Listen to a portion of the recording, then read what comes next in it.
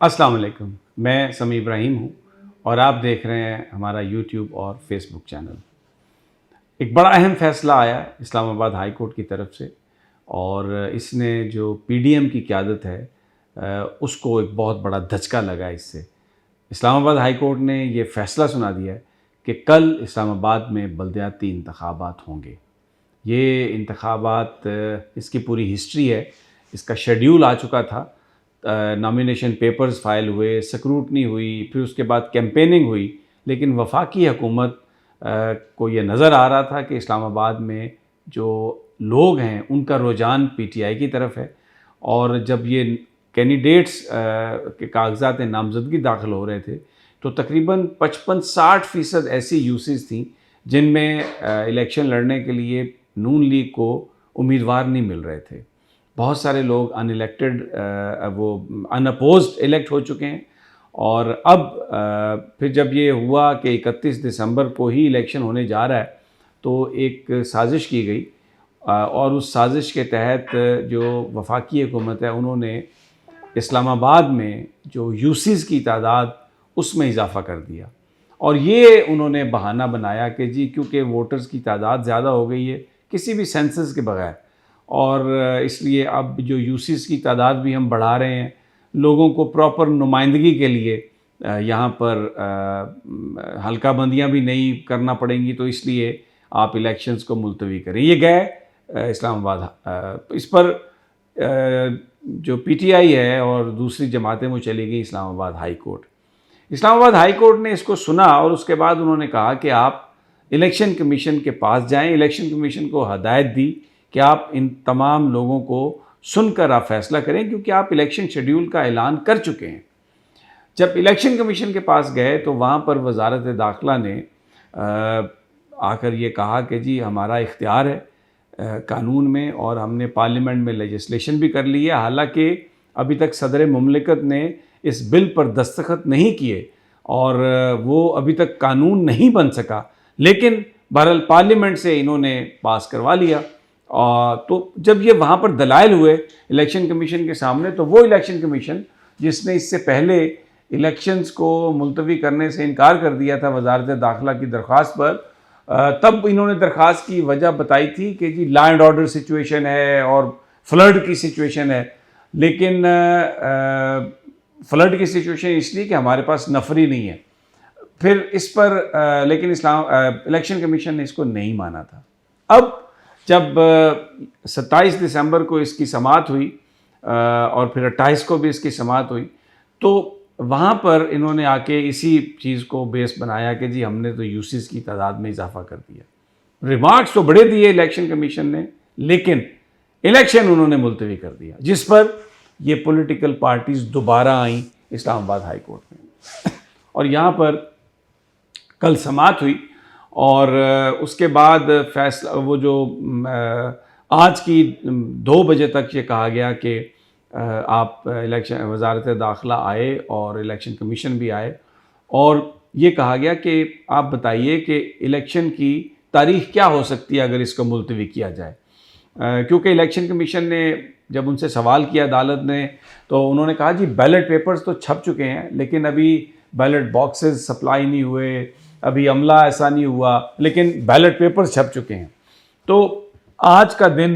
कहा गया कि 2 बजे आप जवाब लेके आएँ कि कब ये अब इलेक्शंस हो सकते हैं, क्या आपका आगे पॉलिसी क्या है। तो आज जब समाअत हुई तो justice Arbab Mohammad Tahir Islamabad high court के, उन्होंने समाअत के दौरान पूछा कि अगले इलेक्शन की कोई हमें तारीख़ दे दें, जिस पर बार बार अदालत के कहने के बावजूद, पूछने के बावजूद वफाकी हुकूमत ने कोई तारीख़ नहीं दी। इलेक्शन कमीशन वहाँ पर मौजूद था, तो जब कोई तारीख़ नहीं दी और ये कहा गया कि 120 दिनों में इलेक्शन करवाएंगे, तो इससे जो इंटेंशन थी वफाकी हुकूमत की, और इलेक्शन कमीशन तो बिल्कुल पीडीएम के साथ मिलकर सारी कार्रवाई कर रहा है, तो ये बात अदालत में मौजूद हर शख्स ने महसूस की कि हुकूमत जो है वो इलेक्शन कराने से गुरेज़ा है और इलेक्शन से भाग रही है। अब दूसरी तरफ अगर हम शहर का पर बात करें, पूरे इस्लामाबाद में बैनर्स लगे हुए हैं भरपूर इलेक्शन कैंपेन, मार्केट्स में शाम को जलसे, दिन में जलसे,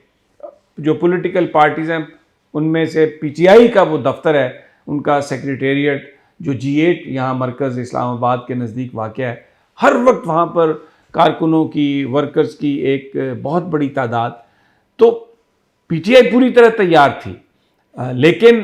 हुकूमत जो है उसको ये अंदाज़ा था कि ये सीट हमसे छिन जाएगी, इस्लामाबाद का मेयर जो है वो पीटीआई का आ जाएगा, तो वो इस चीज़ से भागना चाहते थे। और बुनियादी तौर पर इससे एक मैसेज और जाना था कि जहाँ पर वो बल्दियाती इलेक्शन हार रहे हैं, तो इसका मतलब ये है कि यहाँ पर जो MNAs की सीट्स हैं वो भी पीटीआई जीतेगी। तो इससे पहले पंजाब में भी ऐसा हुआ कि जहाँ पर ज़िमनी इंतखाब हुए पीटीआई जीत गई, सिंध में भी पीटीआई जीती कई जगहों पर। तो ये एक जो अखलाकी बर्तरी ऑलरेडी जो पीटीआई को थी वो मज़ीद कंसोलिडेट हो जाती,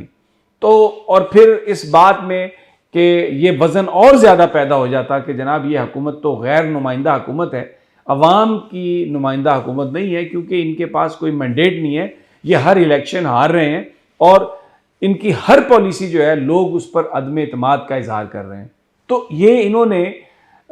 इससे बचने के लिए ये तरीका बनाया कि यूसीज़ में इजाफा कर दिया, फिर इलेक्शन कमीशन पर प्रेशर डाला और उनसे ये फ़ैसला ले लिया। लेकिन आज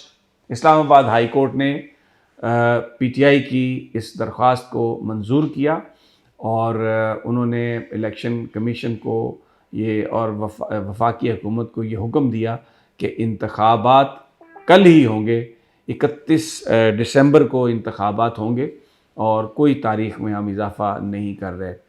अब इस पर इस्लामाबाद में पीटीआई के जो कारकुन हैं, पीटीआई के जो सपोर्टर्स हैं, वो एक जश्न मना रहे हैं। और अली नवाज़ अभी जो यहाँ से MNA है इस्लामाबाद से, उनका ये कहना है कि आज हम अदालतों में फ़तह हुए हैं और कल हम आवाम की अदालत में कामयाबी हासिल करेंगे। कल शाम पीटीआई जो है वो फ़तह का जश्न मनाएगी और फेडरल कैपिटल में जहाँ वफाकी हुकूमत है, बाकी कहीं और पीडीएम की गवर्नमेंट नहीं है, सिंध में पीपल्स पार्टी की गवर्नमेंट है और बलूचिस्तान में कोलिशन गवर्नमेंट है, पंजाब और केपी में पीटीआई की गवर्नमेंट है। तो आज उस जगह पर जो फैसला हुआ इंतखाब का, तो पीटीआई कल ये कह रही है कि हम आपको अपनी बर्तरी दिखाएंगे और वफाकी दारुल हुकूमत के अंदर जहाँ पर शहबाज शरीफ की वजारत उज़्मा है और ये हुकूमत सिर्फ 27 किलोमीटर पर मुश्तमिल इलाके पर है, वहाँ भी लोगों की जो एक अक्सरियत है, बड़ी मेजॉरिटी, वो पीडीएम को रिजेक्ट करेगी। नवाज शरीफ, शहबाज शरीफ, आसिफ जरदारी, मौलाना फजलुर रहमान के बयानिए को रिजेक्ट करेगी, बल्ले पर मोहर लगाएगी और पीटीआई जो है उसका मेयर इलेक्ट होगा, जो इस बात का एक और सबूत होगा कि पाकिस्तान में लोग इमरान खान के साथ हैं। ये एक बड़ी अहम कामयाबी है पीटीआई की। और इससे मैं आपको बताऊं एक और चीज़ खुलकर सामने आ रही है कि अदालतें, एस्टैब्लिशमेंट, ताकतवर लोग जो मुल्क को देख रहे हैं, वो अब ये फैसला कर चुके हैं कि जहाँ जहाँ के इंतखाबात की राह में कोई रुकावट नहीं डाली जाएगी। और बहरहाल देखते हैं कल नताइज कैसे आते हैं। इजाज़त दीजिए, अगली वीडियो तक अल्लाह निगहबान।